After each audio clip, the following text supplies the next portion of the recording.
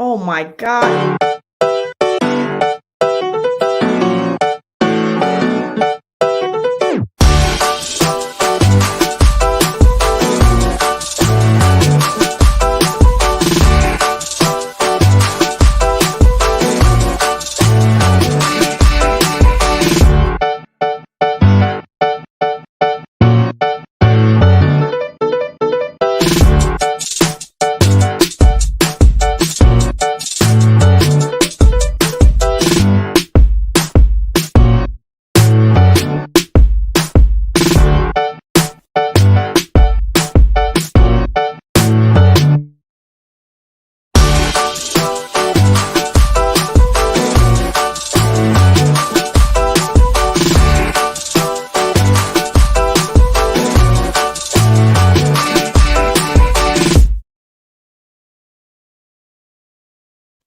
Okay, I am unmuted. I can be muted, but you can't mute my passion about this brand. Good evening, family. Welcome to the fourth installation of Women Up. We are celebrating Women's History Month. Thank you for watching our little 60-second sizzle reel. We are so excited. Like every milestone, we are celebrating. I wanted to just share with you really quickly our vision, what we're talking about being bold, brilliant, and unapologetically Black. As you know, this is our platform for us to acknowledge women and to help her on her unique journey, right? But more importantly, to have dialogue that will move her into action. Y'all, there's still much work to be done. We got a lot of work to do, and we have to do that through what? Action. Through action. So I have the opportunity, the honor, the pleasure to have a conversation tonight, and you'll get to meet two women tonight. But my first conversation is with the woman who has been on this iconic journey with Ebony. And I don't know if she knows I'm going to play this with Ebony and Jet, but I want to play something from our archives before I talk to my good friend, my sister, MC Lyte. Please watch.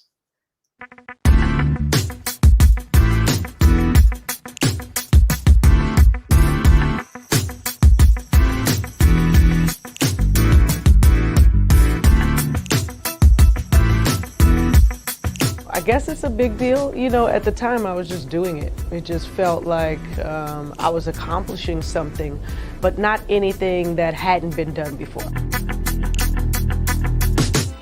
Yeah, I think my first time in that studio, I had my rhyme book. It actually wasn't a rhyme book, it was a poetry book. When I was auditioning for the record label, they said, okay, let's hear something. So I just said the poems, and they kind of created the music to go around what I had already written. I understood the power of collaboration and getting together and coming up with what was going to be the best contribution to hip hop.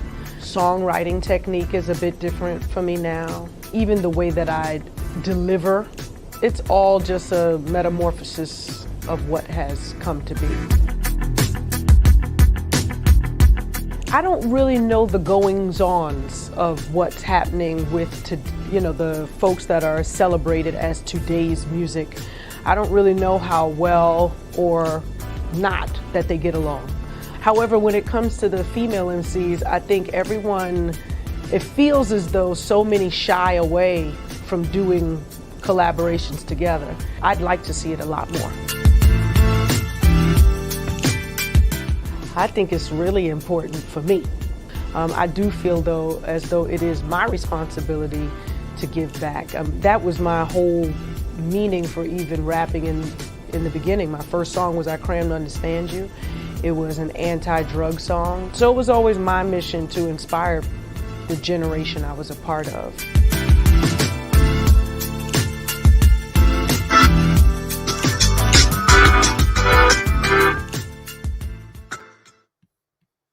I went back to the archives to get that light. I would love to welcome, and I want to give her flowers while she is here. This woman, she has so many talents. I'm just going to read you some of her. She's an MC songwriter. She's an actress. She's a motivational speaker. Get it out, Michelle. She's a DJ. She's a voiceover talent, a narrator, a mentor. And I love to say that she is now a director too. But more importantly, she is ours. We love her, MC Lyte.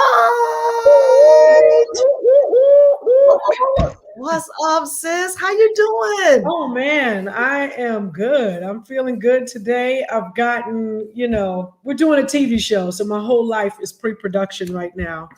But I said I need to step away so that I could talk to you.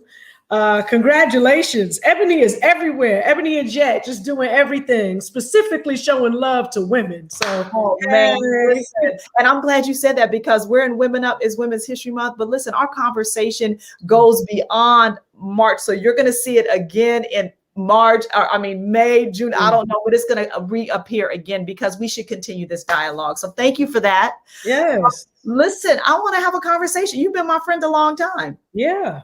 And this is how we met. And I want people to know this because people don't realize that a lot of successful people today have this spirit of servitude, like they give service, not to only, other people, but to the next generation. We met over hip hop Sisters Foundation.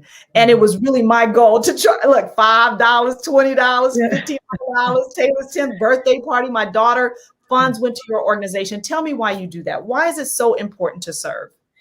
That work is just as important to me as it was to you helping us. You know what I mean? It's like you saw us on a mission and you wanted to align yourself the best way possible to help filtrate some money over in our direction. And so we are very thankful to you for that. My goal always in music was just to inspire people and just to inspire them to get outside of themselves and do something different, inspire them to rise up to the occasion, inspire them to help other people, to educate other people, to empower other people. So for us to give away scholarship money, that just seemed, it was right in line with what it is that I always dreamt of doing. And, the COO, my business partner, Lynn Richardson, she came to me and said, you want to start this foundation? And I was like, yeah, let's get busy. And before you know it, we was in it. I love it. And one of the goals around Ebony is to also start our foundation. And I'm sure we're going to find a way to support your organization because I saw the kids that you had walk on the red carpet to give, like you were out hustling more than you were for your music or voiceover career. Yeah. But let me tell you, that's why there's a divine appointment over your life. So let's talk about that. You've done a lot of things. You have staying power, girl. You look younger today than you did. And I don't even know how old that Jet video is. But let me tell you, looking at that video, I was like, damn, I look stressed. I was probably tired. When you're on those runs and getting on and off the planes, for the little bit of work that you do, it may be, you appear somewhere for an hour, you have undergone massive travel, massive dehydration, all of that. And so, it was great to see it though. Yeah. I said, she looked good. I said, we can show this. If you look real crazy, Lyte, I wouldn't show up, but let's not. I ain't worried. Okay. So listen, you talk about you're in a TV show. So what are you doing? What's happening? How do we support you? Right. This is what this is about. This sisterhood, this brotherhood. How do we support what you're doing? Well, absolutely. The show is called Partners in Rhyme. I have wanted to do my own sitcom for many, many years. People may not have known, but I used to be with William Morris. They're one of the contenders when it comes to putting shows together. And I decided at some point that I was going to split my performance and my theatrical. And when I left, they didn't want to keep my theatrical. They were like, girl, if you're taking your performance, just get out of here. So I got out of there. And that was many years ago. And I hadn't really concentrated on doing a show since then. But I got together with my homie, Bentley Kyle Evans, and we were able to put something together very, smoothly. It just, when things click, I can imagine it's like that for you and a lot of your team members. It's like you get together organically, you spit out an idea, they spit out an idea. Before you know it, it's interwoven and you've created this beautiful mosaic sort of piece of art. And so for us, that was Partners in Rhyme. We sold it to a company called UMC, Bob Johnson's company, which then quickly became All Black, which is under the umbrella of AMC, which is wonderful because we get to do some TV, which is fantastic. And so the show is loosely based on my life.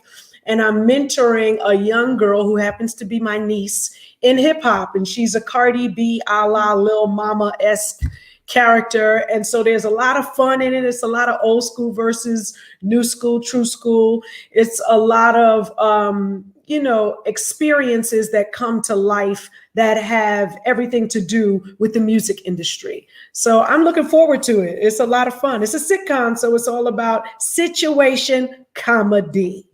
And please, because people like, oh, they'll start, getting on social media like this. No, it's a situational comedy. Hello. Yeah. But listen, like microphone check 1, 2, 1. Is there a role?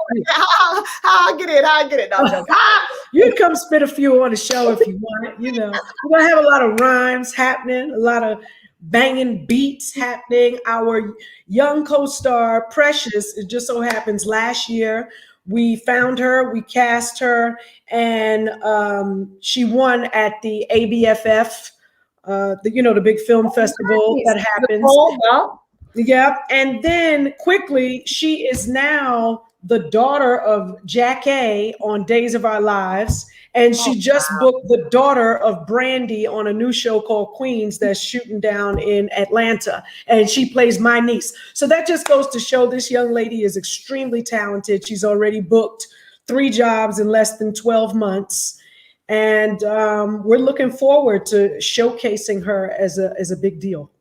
Let's talk about that, Lyte, because people don't realize. They think people just show up, they get lucky, but there is so much work that goes into. So I'm sure that wasn't her first audition performance, her going to ABFF. A lot of people probably haven't even heard of that. And I always want to tell people, listen, I do free stuff still. I'm a CEO. I do paid stuff. I do all kind of stuff because you never know when you're going to meet that person. So let's talk about that journey, because I believe things are different today, right? And I believe people have more opportunity because they can actually promote themselves on social media. So tell me, like, if you're starting out today, like, what do you do? Like, who are you trying to meet? Like, what is that? Just a little bit. Like, you don't have the whole story, but yeah. No, that's not an issue. Okay, so if I was starting today, I'd probably, I'd know what I want to talk about. Let's do that. Let's start with a foundation of who am I?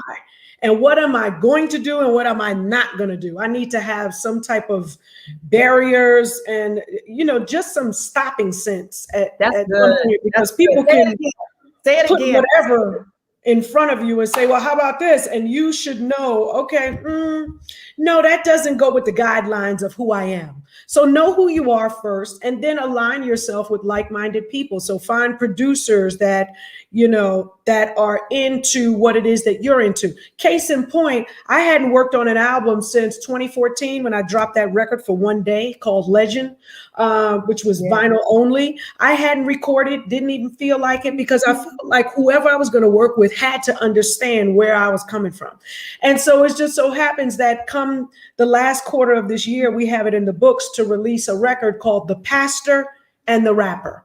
I'm the rapper, and I called out my pastor, Warren Campbell, who plays every instrument, who is so talented, who I worked with at Elektra Records years and years and years prior to, but he and I didn't really become friends until Heavy D put us in a room together. Oh, wow. And then when Heavy passed, he became my brother, and I became his sister. And now we're inseparable, just like we both were with Heavy. He was our common denominator. But all of that to say, I waited until I found someone that I knew could appreciate and have value for my work and what it is that I did not want to do in a climate that says, do and say everything that you feel. Sure, there's sometimes I want to say something crazy, but I don't, because I know that that's not really who I am. That's just a moment in time and a reactionary situation. So I would say, know who you are, line yourself up with the right people. Don't be afraid to ask questions, and really let the internet be your tool.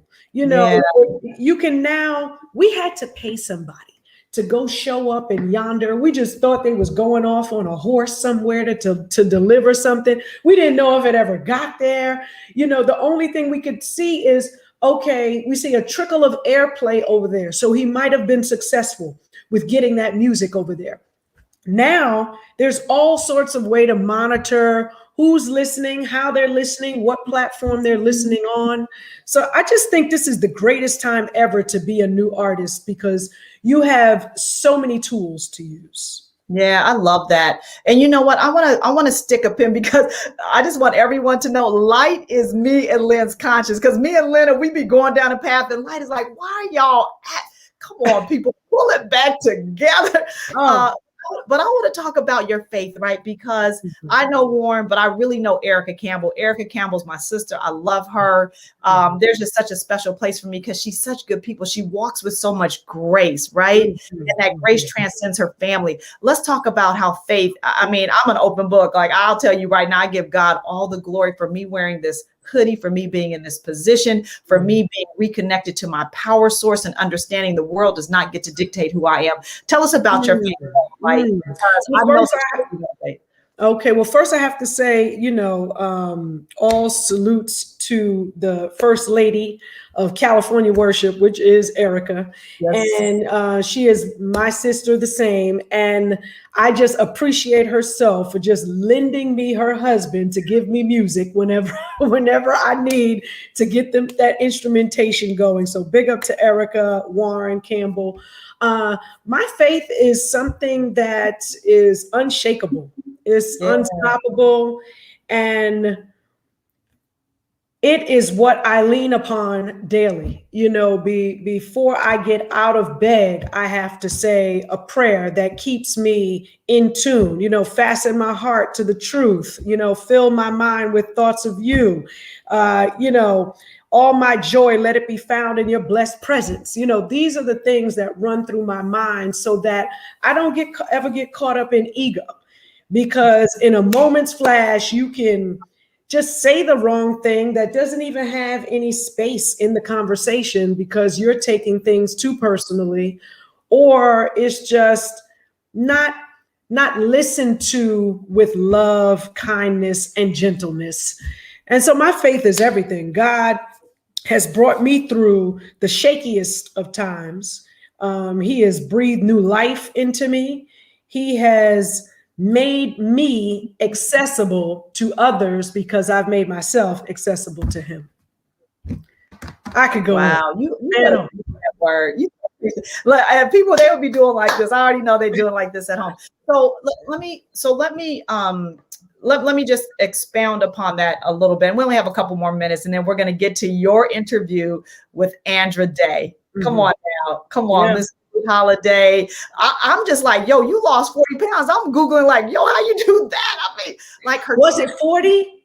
Yes. Wow. And she wasn't big. I mean, like what she did, the sacrifice she made to play this role, right? Yeah. So I want to talk about your new music.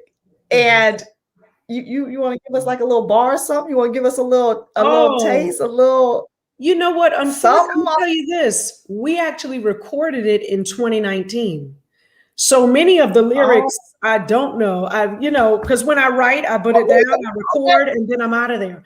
But so no, unfortunately, I don't know them well enough to recite them. That's what that means. That means that they're gonna have to go out and support and buy the music, right? I love that. Yeah, well, whenever it comes out, there's so many streaming services. We're not expecting many sales, but we definitely want you to listen. So it'll be on all of the streaming services. But prior to that even happening, Partners in Rhyme, the TV show, the songs that we do on the show, we're going to make available. So that's going to be fun within itself because once you hear it, you'll be able to purchase it or stream it or however you want to do it. I love that. And listen, Ebony's going to be right along your path, talking to you, interviewing, elevating you, uplifting you, making you our digital cover, all of that. Okay. So the last thing I want to talk about, and I have to say this, Lyte did something for me, and a big old star popped in the background, to say hello. I'm like, Lyte, who do you not know?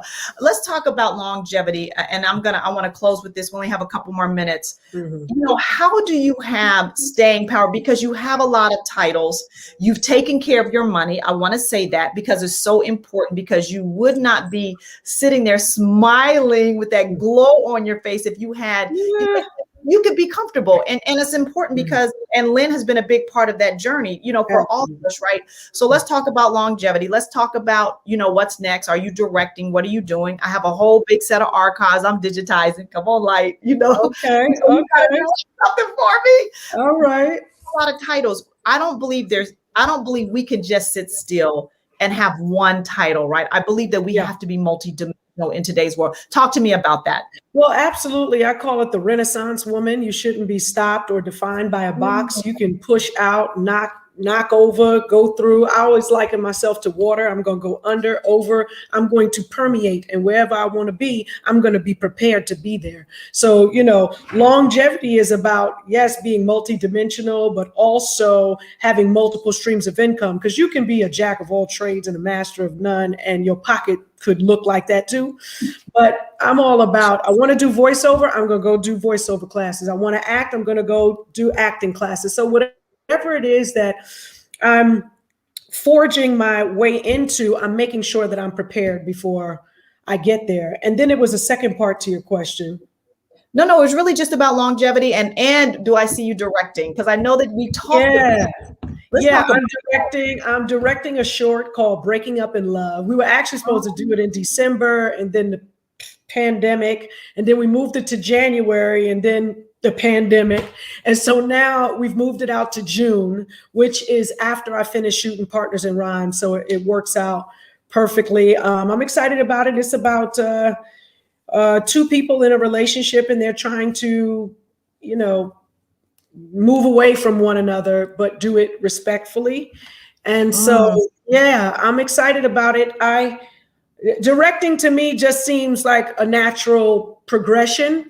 I visualize what things can play out like, what scenes look like. I always tell people this when they ask me, direct, huh? And I say, when I watch a movie, I watch it 3 times. I watch it because I'm enjoying it. The second time I'm watching for actors' choices. I want to know how it is that they came up with the choices that they made. And then the third time I'm looking at lighting and cinematography and set design and how it is that they put that together. And look at that. Okay, so that's which, by the way, I watched Aretha Franklin. And I saw, for blocks and blocks, they had to have old mobiles, old automobiles. They had to have people dressed in the era.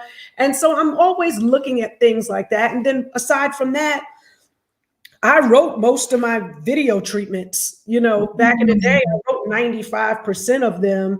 And so to me, it's just a natural progression, and I'm excited. We did a little on Indiegogo. We raised some funds, and people just gave because they wanted to see the evolution of my career, and they wanted to support me, which was fantastic. A lot of my sorors, Sigma Gamma Rho Incorporated, Divine Nine in the house, Divine Nine in the house.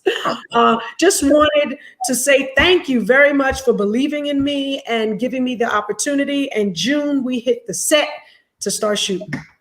All right. Well, so let me see if I can recap some of this. First of all, know who you are, right? Yeah. You got to know who you are. Yes. Second of all, I want people to go and support Hip Hop Sisters Foundation. Can you tell folks how to do that? Like, you got to get folks through college. We got to support them. So Hip Hop Sisters Foundation. HipHopSisters.org. That's all. Okay. HipHopSisters.org.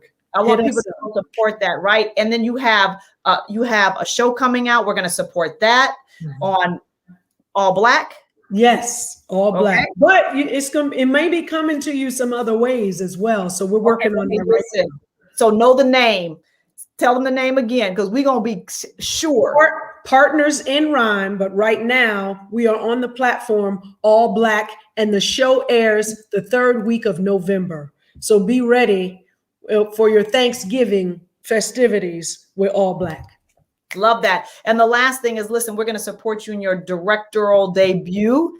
And you can tune into ebony.com, because we're going to be following Lyte to make sure we cover that. Uplift you, elevate you, love you. You're so dope. You're so amazing. You carry yourself with so much grace. You know how I feel about you. I appreciate you coming and spending time with us. And people, do not go anywhere, because Lyte is going to be speaking to Andra Day about her journey and Billie Holiday. Love you, girl. Thank you so much. Thank you. Love you. Goodbye. You and the whole team. Let me see what it say? That shit say I'm cured for good now. That bitch back that high right now, bitch. She got on me. That goddamn PR shit, I swear. Right, the bitch thinking nighttime right now. Look. The bitch thinking nighttime right now. Bitch, it's the middle of the afternoon. You got a whole face, man. Bitch, it's a cure. Bitch, give me these. I know that's the Give me a big foot.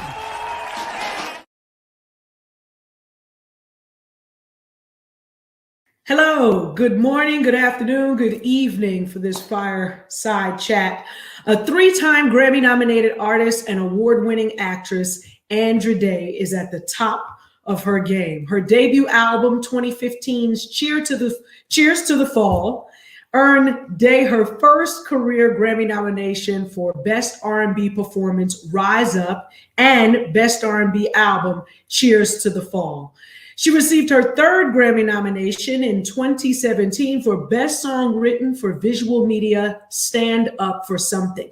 In 2021, Day appeared as music and civil rights icon Billie Holiday in the biopic The United States versus Billie Holiday, winning the Golden Globe Award for Best Actress in a Motion Picture Drama.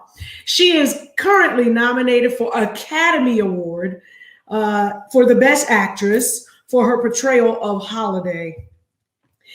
You know, I am just so excited to bring her to the stage right now. Please welcome Andra. So good to see your face. Oh man, it's so good to see you. I think we just saw one another not too long ago, but it was certainly before the release of the pandemonium of US versus Billie Holiday. So at first, you know, there's so much to talk about, honestly. I want to start with the foundation, right? Well, first off, how are you doing today? I'm good. I'm so great. Happy to be here with you, with Ebony, to be talking about this amazing woman in this time, you know, even in the, you know, joy, even in the midst of this crazy pandemic, you know. So great. Feeling gratitude. It is phenomenal the time that we're in, and yet we can still breathe. We can still inhale, exhale, and we're still free to be in service and to love others. Absolutely. And so, yeah, you're gonna be you talking about Billie, we talking about you. How about that?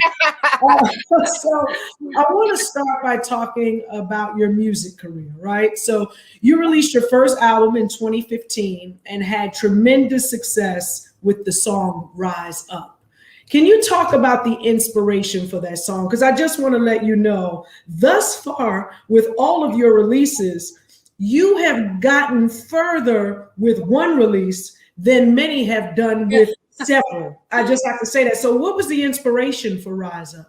Well, first of all, to that, God is, I say God is great. My wonderful co-star will tell me God is God, honey, you know? So that's, it's the inspiration for that was really actually a prayer. Honestly, I was really, I was going into the studio. I was actually tired. I did not want to make this. I didn't want to be there. I didn't want to be, you know, work on this. It was the first time in my life I had really thought, you know, maybe music is not what I'm going to be doing with my life. And that was a scary thought for me because I didn't have a plan B. You know, I never thought about what I would do outside of this.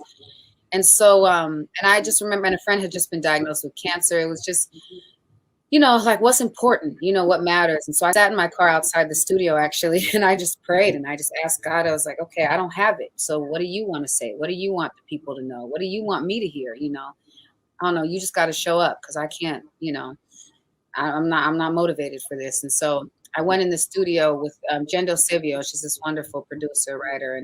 And she had this chord progression she was working on. And I says, okay, you know, play that and I'll freestyle something and then we'll just see what come out. And so she did. And the first freestyle, most of the song came out. I'll rise up, do it 1,000 times again. You're broken down and tired. And so we kind of were like, oh, maybe we got something special here. So we etched out the rest of the little lyrics. And even then I actually put the song on the back burner. I didn't, you know, wasn't going to do anything with it. It wasn't until we had an issue getting a different song cleared for the album that my label was like, let me play you this song. And I was like, I don't know, because y'all be playing me whack stuff sometimes. So But they're like, you wrote it. I said, oh, okay. And they played it for me, and this is, for no pun intended, it raised its hand and was like, no, this is how it's supposed to be. So I've seen that song. I tell people all the time, that song feels like it was written already, and God was like, you could be the vessel. I was like, okay, because I feel just as much of a spectator of that song as everyone else does. I've been adopted by the Black Lives Matter movement. You know, I've had people tell me that they didn't kill themselves because they listened to that song. That is so weighty. You know what I mean? So it's that's service, and that, to me, that's divine right there. That's God's stuff. You know. No, absolutely. I mean, as you said it, it brought goosebumps to my arms, because I know what songs have the capacity to do. Yeah, absolutely. That's really to change, almost changing the trajectory of someone's life, because they think they're headed this way, and they hear something, and it motivates them, and it opens up their world to a whole nother existence and a whole nother possibilities. Yeah. So Stevie Wonder played a critical role in your getting started. I didn't know about this. How do you connect with the legend? So he, it's funny. I was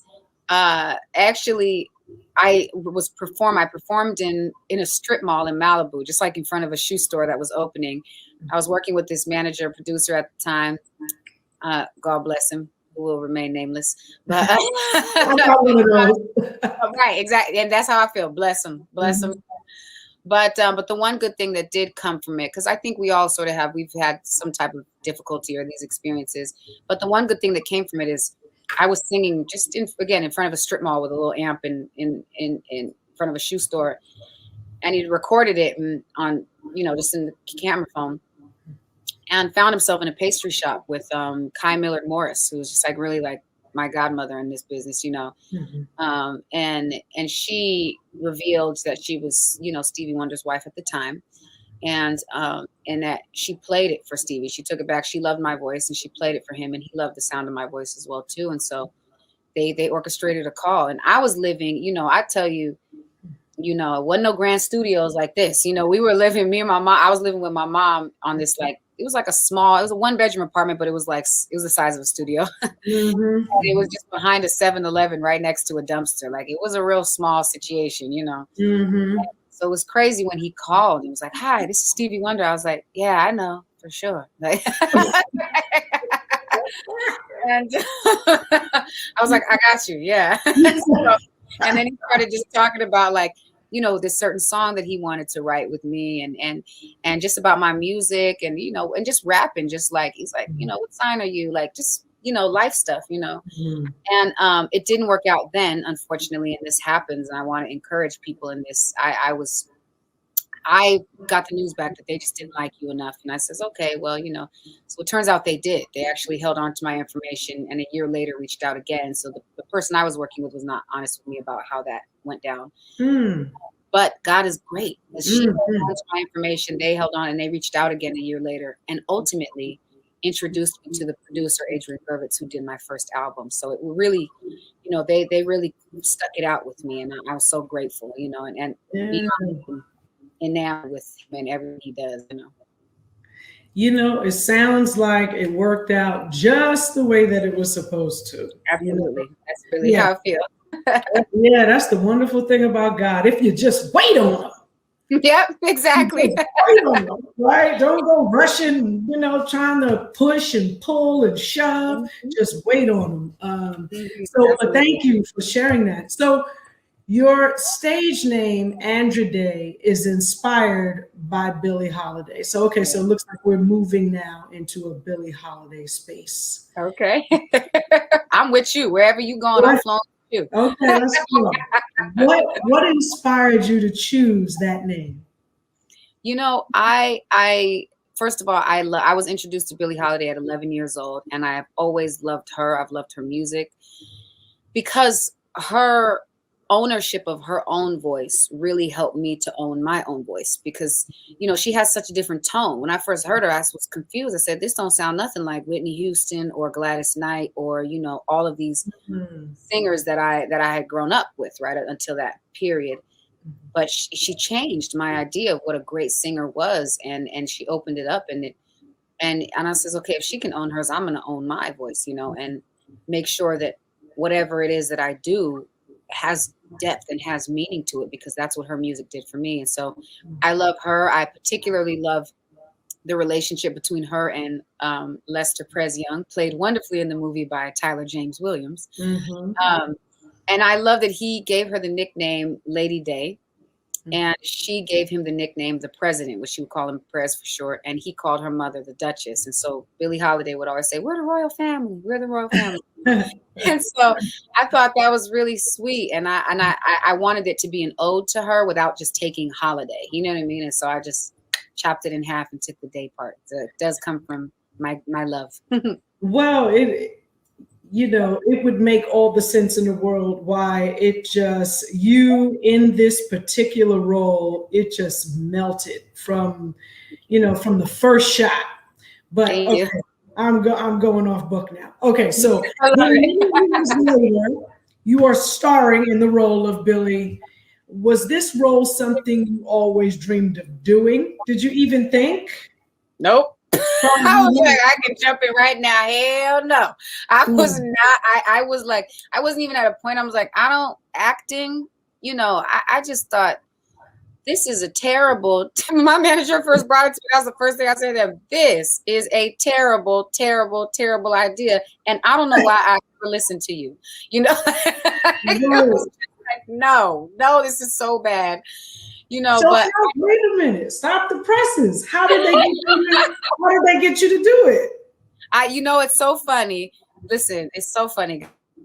They were like, we really think you should consider it, and do all this stuff. They kept coming back to about it. And I'm like, this is, so finally I was like, okay, you know what? Lee Daniels is doing it.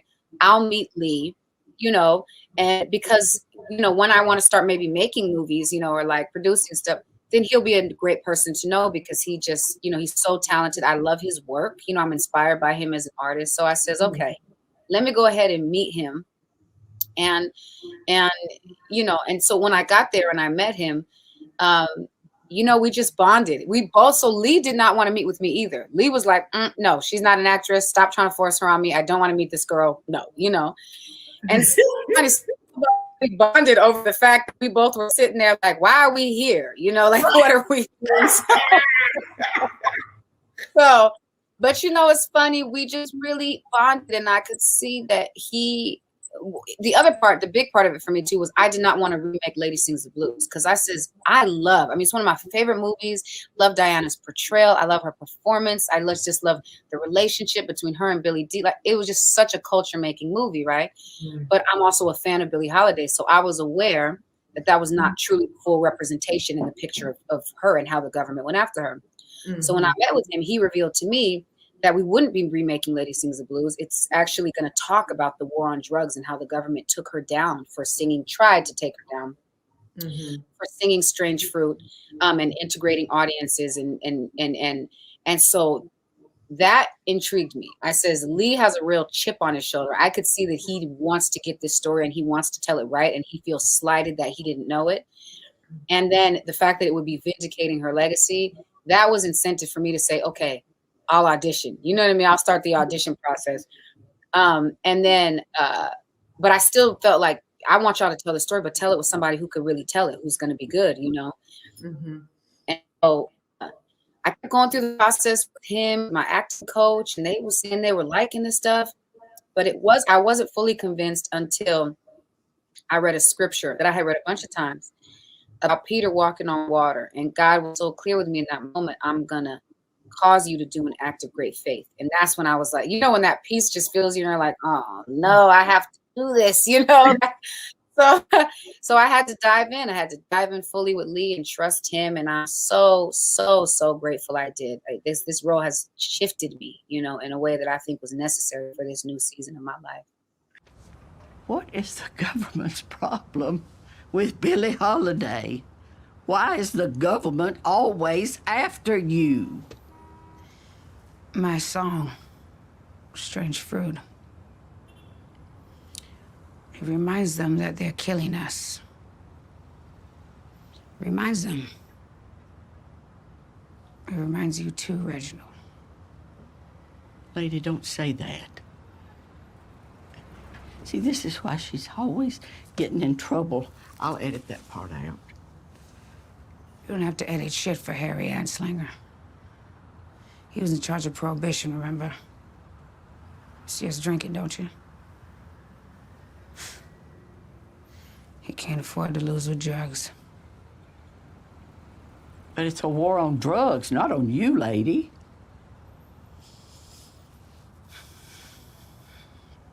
Yeah, that's what they want you to believe.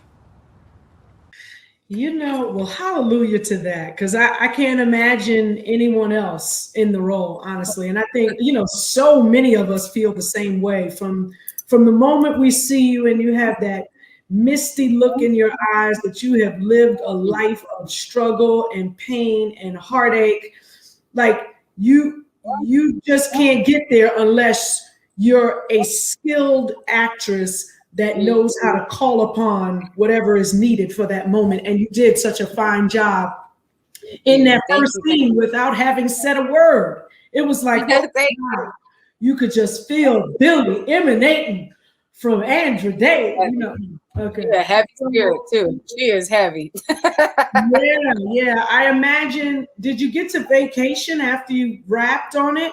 It's so funny. I did. At least funny. Lee's like, I never do this, But he actually, I think everybody could see in a way that maybe I did not see in the beginning how much trying to unravel this person was gonna weigh on me because I, it was just every moment, it was moment by moment. I says, okay, I gotta just get through this, and through this moment. So it was funny. At first, I did not want to do this at all. And then by the time we came to wrapping shooting, I was broken hearted. I mean, it felt like a divorce. It felt like grieving the loss of a loved one. I did not want to let her go. I didn't want to let my cast go. I didn't want to let Lee go. It was just this emotional bubble, and so Lee was very, very generous. He was sweet. He actually sent me on vacation to Tulum because he was like, I could see something's going on in Sis' head right now. He's a little swimmy.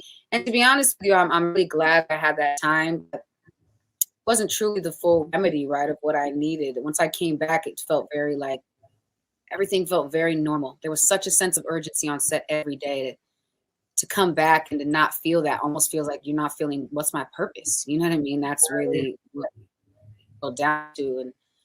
And so yeah, it was definitely, and we're still working Billy out. You know what I mean? And there's parts that will never leave. But I love the way she feels in here. You know what I mean? Mm-hmm. No, that's extraordinary. And I'm glad you were able to get out to Tulum. Yeah, thank you. Just breathe a little, be by the water, because I can imagine it was really, it was some heaviness that had to be taken on. So there were a lot of layers to this role. And Billy dealt with trauma from sexual abuse, addiction, and the mental health issues. What did it take for you to mentally prepare for this role? So preparing mentally for this role was, well, first of all, Lee and I would have very, very deep conversations, right, about how we wanted to represent Billy, how he saw his Billy, and how we wanted to represent her, which was beautiful for me because it was in the way of truth. I think there's a lot of interpretations of who she is. And she's so multifaceted, so all of them are not necessarily untrue, but her life was just people's depiction of her, So him and I would have very deep conversations. He connected me to Tasha Smith, who was my acting coach. And she just started working with me intensively. I mean, it was like a super intense acting school, kind of truncated down into like the period of time that we had, and I'm a researcher. This is the type of person I am. I need all of the information. I need to research. I need every shred and every detail. Everything has to be combed over, but what she reminded me of was, okay, well, you got to fill all of that research now with a person. So, it was like having to go into like personal familial trauma, right? I had to deal with sort of generational trauma and kind of curses, as we'll say, and the breakdown of my own family and my own sort of like toxicity and okay, why do I do the things I do? Why do I function the way that I function? And ways that I protect myself, you know what I mean? how do I get into that? And then emotionally also preparing for her was a part of physical transformation too. I lost a lot of weight, you know what I mean? And changed my habits. She's much more of a sexual person. She cusses, she's a little more loose with it. She thinks she's so excited about any of those things. But I had to engage in them, you know, and just to get it to settle in my body, you know, which does something to your head as well too. Changes the way people and how you present yourself and what you give your time to. So I mean, it was, you know, I felt like if I was going to really do this right, I had to really, really transform and become her, no matter what that meant, you know. Oh, absolutely. I mean, we saw the commitment. Trust, you know, it was a noticeable difference from when you started when you started the role as Billy out, and then when Billy did Time, and when she came out, she was a little, you know, thicker. She had obviously, you know, been eating and, you know, doing what you do when you're not out in the world, you know, trying to get through from moment to moment as she was. So we definitely commend you on your level of commitment. And I think because you were willing to go through all of it, you know, the mental, the emotional, the physical changes that needed to really be encompassed to make this character come to life. You really did a fantastic job. I'm so happy for you that you got a couple more lined up, you know, in terms of, you know, just accolades. It's great to be recognized and acknowledged by your peers, by all of the organizations. Interesting, because I didn't think about any of that stuff when I was there. You know, it was just like, you got to survive today. Matter of fact, you got to survive this scene, and then you got to get to the next one, and then you got to, you know, it's like, but it is interesting. I got one actually from the African American Film Critic Association, you know, which I was like, special. All of them have been really special, you know, in these nominations. But the movie was made by Black people for Black people, particularly, you know, for Black women, you know, and so there was something about that really resonated with me, because I was like, these are a group of people who understand, you know, who you know, we're cut from the same cloth, right? We're not a monolith, but there are similar things that we're more familiar with, you know. And so I thought, you know, I was really grateful for that one, because for all of them. I cut Strange Fruit. No, Joe, I want to sing the damn song, all right? The club advertises it. People pay good money to come here and hear me sing it. I've told you 100 times, people in high places don't want you singing that song. And I've asked you over 100 times, what people, Joe? What you looking at him for? Shit, I'm the one pays you. The government. Yeah, the government. People like your buddy Anslinger, right? Quit it with that, huh? The song means a lot to me, Joe. Miracle wrote it and he's f***ing commie. All right, come on. I don't care, all right? It's important to me. You ain't singing that song. I'll sing the I want. Okay, let's talk about the song Strange Fruit, which was later named Song of the Century. And I can't help but think of the bravery for her to keep singing that song, which we know caused the government to go after her for the majority of her career. It was like being herself would get her in trouble. What about this song? How old were you? When did you hear the song? What type of emotions did it evoke? Yeah, first of all, it was one of the first 2 songs I heard by her. I was only 11 years old when I first heard it. And it was, I heard a song called Sugar, and then I heard Strange Fruit. So Sugar sort of acclimated me to her voice. I was kind of like, oh, that's interesting. And then I heard Strange Fruit right after that. And I just remember, I didn't know exactly what it was talking about, you know, because I was young at the time. So all I knew was I felt the gravity, you know, and it felt like something, not necessarily, okay, she's talking about Lynch. It was just, I wanted to save her. Like, I was so sad that she was so sad and so broken. And I just remember being prostrate, you know what I mean? Quieted, and just listening to every word and every syllable and feeling kind of almost like a writhing, you know what I'm saying, in myself. And so it wasn't, and I just remember loving it and also kind of being uncomfortable about it, you know, loving what it did, but being uncomfortable. And it wasn't until I was like, 18, 19, that I really understood what it was that she was saying in the song. And that to me was, and so when you understand what she's saying in the song, you go, wow, that's horrific. You know what I mean? That's, the pictures come to life, the bulging eyes and the twisted mouth and the burning flesh, to smell the burning flesh. And then to realize that she was singing it in this period, in the 30s, the 40s, and the 50s. And that she was, when you think about that, you go, whoa, like she really, every single night she would get on stage, she essentially was willing to give up her life every time she sang that song. That's really powerful. In order to sing that song. I was telling someone, I don't know what it's like to get on stage and say, if I sing Rise Up today, it's probably going to be my last night on earth. Those are real. The police are actually outside. They would chase her out of the club, sometimes shooting into her car with the intent to kill her. I don't know what that's like for them to come after me like that for singing this song. So, the song is it's been an evolution and a revelation, as I continue to listen. But that first time when I first heard it, I just remember thinking, whatever it is I do, in arts, I wanted to stop people the way this song stopped me. I want them to listen the way this one made me listen. Yeah, it did. It changed me as a performer. It grounded me. Well, I mean, we can certainly tell because you've used your platform to speak out about injustices, and that's huge. Every song coming from Andra Day matters. I don't see too many works from you that are just pastimes. Which those are great too. Yeah.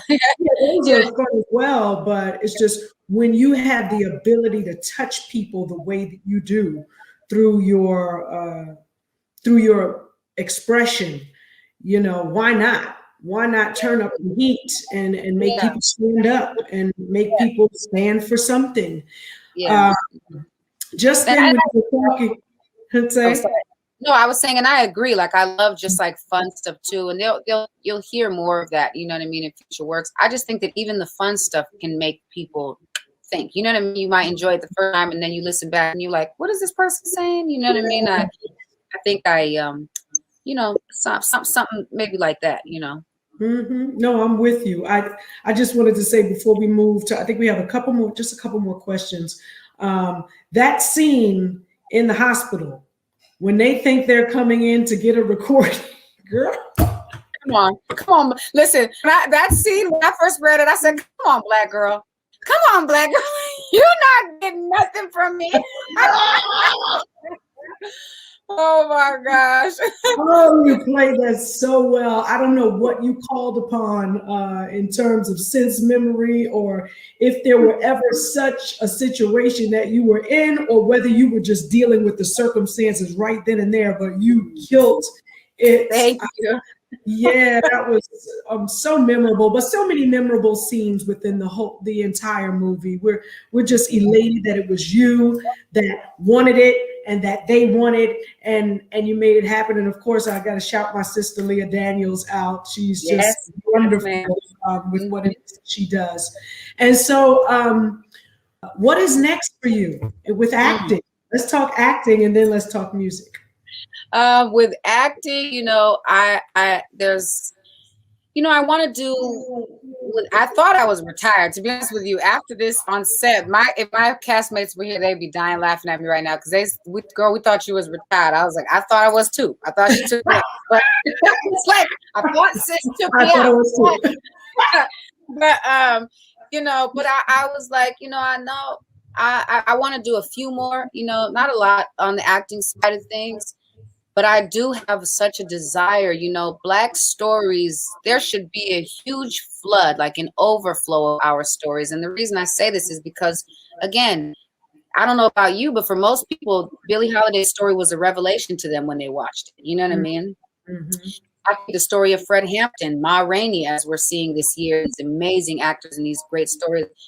People don't understand, like, why do we want to tell this story? there's so much of our history that has never been told. Not only has been suppressed, it's been totally lied about. You know what I'm saying? And so I think that I'm developing some things right now that I'm really excited about. I'm actually kind of moving into the space of writing, you know, and I want to like co-write and co-direct, co-produce, you know, just get with great talent that already does this. Like I don't need to step into it. I just I want these stories told. So I like to collaborate with great people on it, you know. So developing something we got the rights to, getting the rights to, I'm sorry. That's, you know, another revelatory story. I love stories like that. That's why Hidden Figures resonated with me so much. I said, do you know what it would have done for me as a young girl to know that 3 Black women were responsible for getting us to space and for programming the first computer? You know, like why don't we know that, you know, Carver didn't peanut butter, but he actually saved the American economy, or that a slave's brave act netted us our independence, right, as a nation. So I think that, or that Beethoven was African, you know, that's you know, I feel like there's many stories. There's an intentional, you know, effort made to keep us not knowing how deep our struggle was, how deep our contribution is, and how deep our triumph is. You know what I mean? So I have a desire to tell those stories. So I'll probably be doing a little more acting, a couple things, you know, something with more. You know what? Something with Lee again too, because I love him, but I want to tell stories. I want to tell. Say a little more. Let me tell you something. There is really nothing about your creative process, nothing about what it is that you've done that's little. You may start off with a pea-sized situation, and when you give that thing to the Lord, He blows that thing up beyond belief. Yes, always. So happy for you. So the last and final question is, what do we look forward to in terms of music from Andra Day? I'm actually really excited. So we do finally, because people have been coming from my head, but we have a new album that's coming June 4th. I'm really excited about it. We put a lot of work. I went in to this album with my band. I just wanted to take my touring band and just wanted to produce it with them as producers on it. And so it's just us, because I have such a natural vibe with them, you know. Also, there's Billy's DNA that made it onto the record, because again, I was in her headspace while we were creating this record. So it's sort of a convergence of a few things, including her. But the next song that we have releasing is one that I did with, is produced actually by Anderson .Paak. So I'm really excited about that, because he's amazing. That's my brother. So I'm really, you know, that comes in April, and then the album comes in June. So the singles start dropping next month. The album's June 4th. So definitely, I'm so excited. Everybody's like, what's the name of the album? I'm like, I don't know. I had not got that. You know what? My next question was, what's the name of the single? Oh, the name of the single is called, with AP, is called Phone Dice. Phone Dice. Yes, Phone Dice. Yeah, Phone Dice. Yeah. Okay. See, y'all already on to something new. You said what? I said y'all already on to something new. So innovative. So thank you so much for taking this time with our fireside chat with Ebony, and we wish you all the success, all your heart desires. Thank you. We pray for strength and you know, many blessings and power to cover you. Girl, I'm so happy for you. God bless you. Thank you. Thank you. God bless you too. And I'm praying the same thing for you, sis. And everybody at Ebony. Whoop, whoop. Okay. History. This is current history we're dealing with right now. That's good. That's right. That's right. Thank you so much. Appreciate you. God bless you. Okay. Take care. Bye-bye. They all congregate and all night high. Let me see what it says. That shit say I'm cured for good now. That bitch back there high right now, bitch. She got on me. That goddamn PR shit, I swear. Right, the bitch second nighttime right now. Look. The bitch second nighttime right now. Bitch, it's the middle of the afternoon. You got a whole face mask on. Bitches are cured. Bitch, give me the I know that's the Give me a Bigfoot. Don't you know who this is? She was thinking of something more special. I'm downright flashy, you know. Ladies and gentlemen, Miss Billie Holiday. Reporters keep asking me, Billie, why you do the things you do? This is what I tell them. I love me. We love you. NAACP says Billie Holiday is the voice of our people. I think we should integrate the audience for this show. Let's change it up a little bit. You know, blacks and whites sitting together. You knew what you were getting yourself into when you decided to come on the road. Get out my goddamn clothes. I'm gonna take everything except your bra and your pants. Which one of my songs is your favorite song? Strange Fruit. Yeah, it's a song about important things, you know. Things that are going on in the country. This holiday woman's causing a lot of people to think the wrong things. It's a starting gun for this so-called civil rights movement. Those lyrics provoke people. Y'all got a plan? She's a drug addict. Exactly. I cut Strange Fruit. I want to sing the damn song. It's for your own good, okay? I sing what the fuck I want.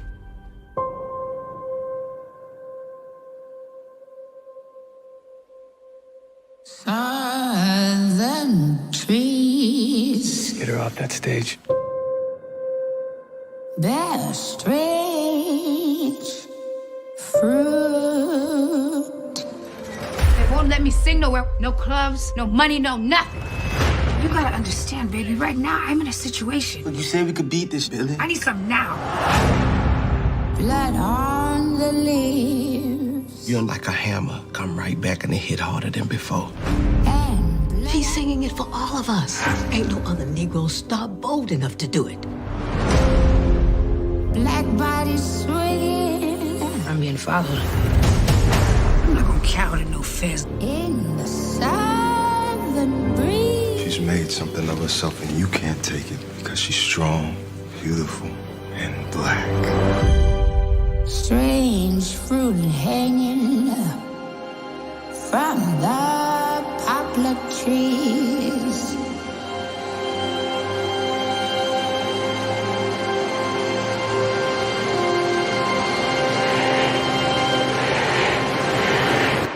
You think I'm gonna stop singing that song? You grandkids will be singing Strange Fruit.